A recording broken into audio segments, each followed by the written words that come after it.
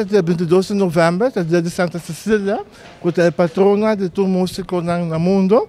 E nosso Departamento de Cultura tem um projeto especial da secção de investigação e documentação, onde a decidido investigar a história musical na Aruba, onde a delinear 40 músicos locais que têm uma trajetória muito larga de música, tanto localmente como internacionalmente, e a investigar na carreira. A invitar para diferentes entrevistas com o holandês, que chama deep interviews, que é uma entrevista que trabalha em profundidade, e também a estudo de literatura, e por meio de essa a prova de delinear na carreira musical.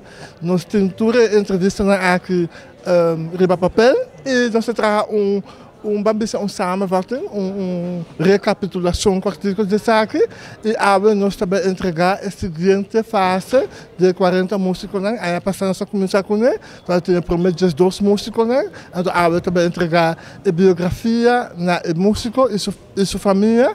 E nós também temos um honor da música local e também temos parte de documentação para a seguinte geração que está seguindo. Nós também podemos fazer online, tanto no website de nós como no nosso Facebook page e também por receber como material de escola de literatura no papiamento.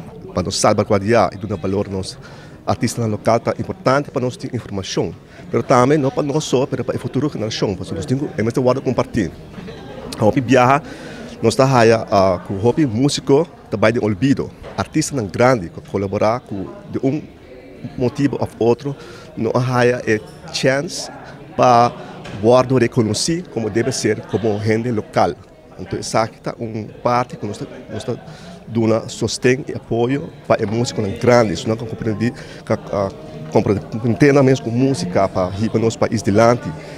Por exemplo, no setor de educação, setor de turismo, de farándola, a engrandecer nos carnaval, nos música popular, nos folclore.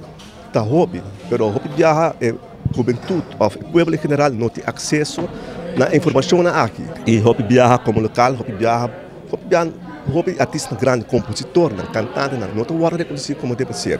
E para as futuras gerações, nós muitos que viram artista grande depois, é importante não ter informação correta.